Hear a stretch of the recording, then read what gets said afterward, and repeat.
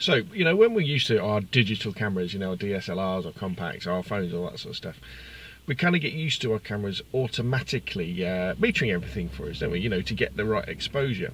Well, what happens if you're going to use, you know, a film camera that doesn't have a light meter, or the light meter's maybe broken, or you want to shoot on manual mode and kind of do things yourself? Well, this is where you use the Sunny 16 rule, and that's what I'm going to be doing this morning. Just going to be doing a quick Sunny 16 challenge.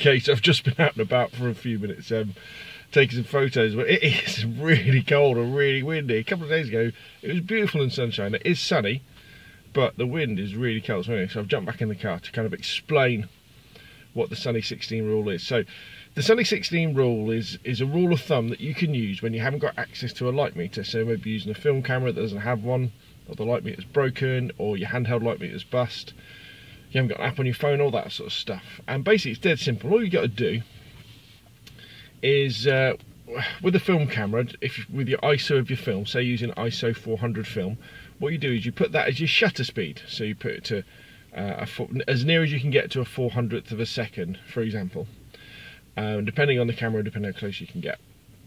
And then all you do, if it's a sunny day, and your subject is in sunshine, you set your aperture to f16. And that's it, and you just take the photos. If you work on a digital camera and you put your camera in manual mode, you want to have manual ISO on as well. If you've got auto ISO, turn that off. Put in an ISO, say, I don't know, ISO 400, ISO 200, set your shutter speed to as near as that as you can get.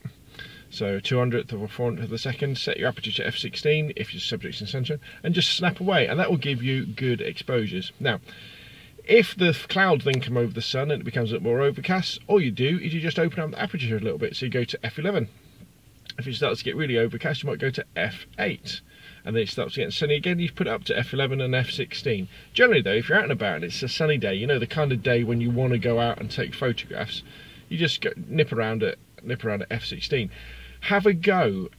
Even if you're using a digital camera with a light meter, stick it in manual mode, because you'll be amazed how simple it is, and it kind of stops you worrying about exposure and things like that.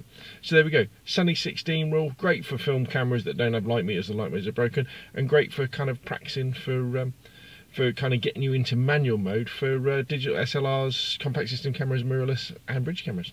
Brilliant.